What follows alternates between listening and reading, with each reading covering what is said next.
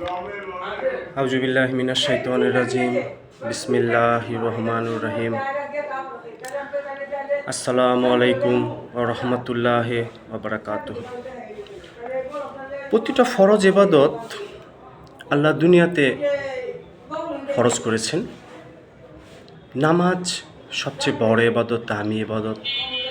আল্লাহ সৃষ্টি করেছেন বান্দাকে সিজদা দেওয়ার জন্য। আমার রাসূলকে আরশে আজিমে নিয়ে আল্লাহ এরকম মেরাজে তার কাছে নিয়ে এরকম নামাজ দিছেন। তো সর্বপ্রথম 50 ওয়াক্ত দেওয়া হয়েছিল, তো পর্যায়ক্রমে এরকম কমতে কমতে 5 ওয়াক্ত নামাজ আমাদের উপরে ফরজ হয়েছে।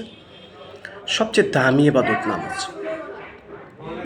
তো আমরা যারা নামাজ পড়ি, যেহেতু এরকম হাদিস থেকে জানা যায় হাসরের মাঠে এরকম 1999 জন জাহান্নামে যাবে, একজন জান্নাতি। তো এই যে আজকে আমরা মসজিদ বড় মুসল্লি, এরপর 1999 জন জাহান্নামে যাবে, একজন জান্নাতে যাবে, এটা কেন? তো হাদিস কোরআন থেকে নামাজ পড়ার পরেও কিছু বদামল আমাদের ভিতরে থেকে যায়। যদি আমরা এগুলো সংশোধন হয়ে না মরি তাহলে আমাদের জাহান্নামী হওয়ার সম্ভাবনা আছে। এরকম 25টা কারণ হাদিস থেকে জানা যায়। নাম্বার 1-এ যে হারাম খায়। তো আজকে আমরা অনেক বিভিন্নভাবে হারাম উপার্জন করি।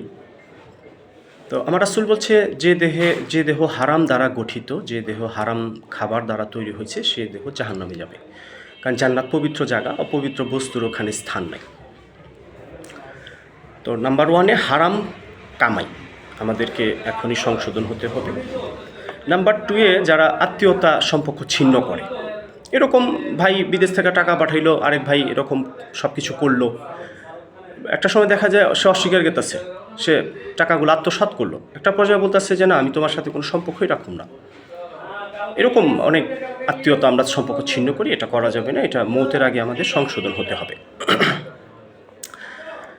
নাম্বার 3-এ যারা প্রতিবেশীকে কষ্ট দেয়, এরকম হয় আমরা বিভিন্নভাবে প্রতিবেশীকে আমরা কষ্ট দিই।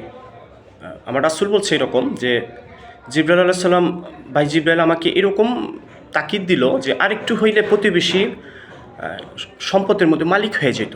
তা আমরা প্রতিবেশীকে কষ্ট দেব না। নাম্বার 4-এ আছে মা বাবাকে কষ্ট দেওয়া। যারা এরকম মা বাবাকে কষ্ট দেয়, এরকম অনেক সন্তান আছে মা বাবার দায়িত্ব পালন করে না, খোঁজ খবর নেয় না, কষ্ট দেয়, এটা দেওয়া যাবে না। নাম্বার 6-এ যে রাজা বা যে রক্ষক অধীনস্থদের টাকা আত্মসাৎ করে, বক্ষণ করে, এটা করা যাবে না।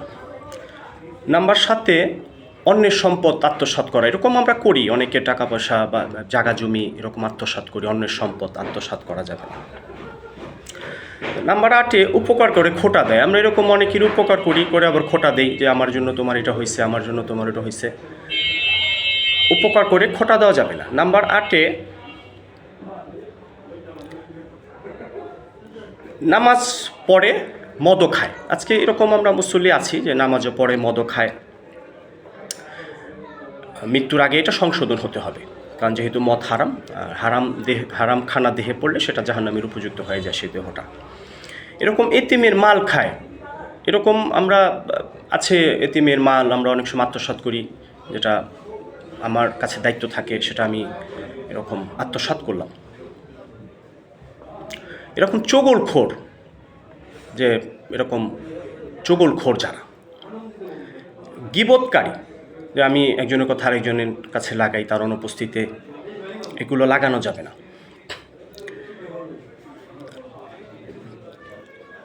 এরকম অন্যের পিতাকে নিজের পিতা বলে এরকম চালানো, আমরা এরকম দেখা যায় যে আমরা নিজের পিতাকে এরকম পিতা বলি না, অন্যের পিতামাতাকে পিতামাতা বলি, এটা কোরআনে আল্লাহ এরকম আল্লাহ নিষেধ করছে। এটা যেহেতু এটা ব্লাড কানেকশন, পিতার মাতার অরিজিনাল সন্তান, আমি যদি একেবারেই আমার বাবা মার ঠিকানা না পাই, সেক্ষেত্রে একটা পরিচয়ের জন্য এরকম চালানো যাবে, কিন্তু সরাসরি পিতা মাতার পরিচয় অস্বীকার করা যাবে না। অহংকার করা, আমরা এরকম আছে অহংকার করি, মানুষকে মানুষ মনে করি না, নিজেকে বড় মনে করি। এরকম আল্লাহ রাসূল বলছে অহংকার আল্লাহর গায়ের চাদর, এই চাদর নিয়ে যাতে কেউ টানাটানি না করে। এরকম মিথ্যা কথা বলা, এরকম আমরা বর্তমান সমাজে আছি, মিথ্যা কথা অতিরিক্ত আমরা বলি, এগুলো আমরা সংশোধন হব। মিথ্যা কথা বলা আছে এক জায়গায়, বলে আরেক জায়গায়, এগুলো আমরা সংশোধন হই। নবীজির পথে চলে না, পীর যেটা বলে সেটা মানে। এখন হক্কানি পীর যদি হয় সেটা মানা যাবে, কিন্তু যদি পীর হক্কানি না হয়, পীরের উপরে অন্ধবিশ্বাস করা যাবে না। আমার রাসূলের দেখানো পথে চলতে হবে। যেহেতু এক সাহাবী বলতে, আল্লাহ রাসূল আপনি যখন আল্লাহর কাছে চলে যাবেন আমরা কীভাবে হেদায়েত পেতে পারি? তখন আমার রাসূল বলছে, আল্লাহর কোরআন আমার আদর্শ তোমরা আঁকড়ায় ধরবা। আমার যেন আয়েশা একদিন বলতেছে যে তোমরা এরকম কোরআন তো দেখো, আল্লাহর কথা, আল্লাহর বাণী, আল্লাহর মেসেজ, কিন্তু আমার স্বামী আল্লাহ রাসূল সে একটা জীবন্ত কোরআন। এরকম নারী যারা অতিরিক্ত স্বামীর কাছে তালাক চায়, এই নারীও জাহান্নামে যাবে। তারপরে অনেক আলেম আছে দুনিয়াতে এলেম হাসিল করে বাবা পাওয়ার জন্য, লোক দেখানোর জন্য, এরকম আলেমরাও এরকম জাহান্নামে যাবে।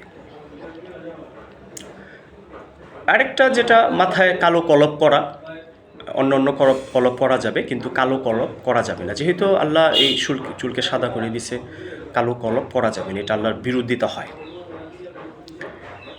এরপরে আছে লোক দেখানো ইবাদত। আমরা অনেক সময় আছে নামাজে গেলাম, ওই লোকটা আমাকে নামাজি বলবো, বা আমি একটা বড় সেজদা দিলাম, পিছনের লোকগুলো আমাকে নামাজি বলবো, বড় একটা রুকি দিলাম, পিছনের লোকগুলো আমাকে নামাজি বলবো। এরকম লোক দেখানো ইবাদত করা যাবে না। ওয়ারিশ ঠকায় যে পিতা, আমার সন্তান সে খারাপ হলো, আমি তাকে সম্পদ দিলাম না, এটা দেওয়া যাবে, এটা করা যাবে না, সম্পদ তাকে দিতে হবে, এটা আল্লাহ মালিক করে দিছে। সূরা নিসা আল্লাহ বলছে ছেলে 1 টাকা মেয়ে 8 আনা, এটা দিতে হবে। সে খারাপ থাক, তাকে আপনি অস্বীকার করতে পারবেন না, সে আপনার ওরসজাত সন্তান। যে মহিলা ভুরু প্লাক করে, ভুরু চুলোচো করে, এরকম সেন মাইরা এরকম রাস্তায় ঘুরে, আমার রাসূল বলছে হাসরের মাঠ থেকে কিছু লোক সরাসরি জাহান্নামে যাবে। যে পুরুষ নারীর লেবাস ধরে এবং যে নারী পুরুষের লেবাস ধরে, এগুলো করা যাবে না।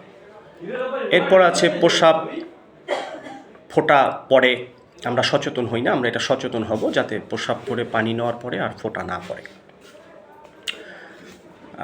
যেটা 25 নম্বর, টাকনুর নিচে যাতে আমরা কাপড় না পরি। আমার রাসূল এরকম একটা হাদিসে বলছে যারা টাকনুর নিচে কাপড় পরে হাসরের মাঠে এদের দিকে আল্লাহ দৃষ্টিপাত করবেন না। এটা বহুত বড় গুনাহ, আমরা টাকনুর নিচে কাপড় না পরি। তো এখানে যে 25 প্রকার জাহান্নামে যাওয়ার বদামল বলা হলো। আমরা যারা নামাজি আমরা সচেতন হই, আমরা নামাজ পড়ি আল্লাহর জান্নাত, আল্লাহর জাহান্নাম থেকে বাঁচার জন্য, আল্লাহর নৈকট্য লাভের জন্য। তো এই যে 25 প্রকার যে বদামলগুলো, এগুলো যদি আমাদের ভিতরে থাকে আমরা সংশোধন হই। নামাজ এত দামি ইবাদত, আমার রাসূল বলছে বান্দা যখন সেজদা করে মহান রবের কুদরতি পদতলে পড়ে, এরপর আমরা জাহান্নামে যাব। এই 25 প্রকার বদামল যদি আমার ভিতরে থাকে, আমরা এগুলো সংশোধন হই, যাতে আমরা ইহকাল ত্যাগ করে পরকালে আমরা চিরস্থায়ী জান্নাতি হইতে পারি, জাহান্নাম থেকে বাইচা।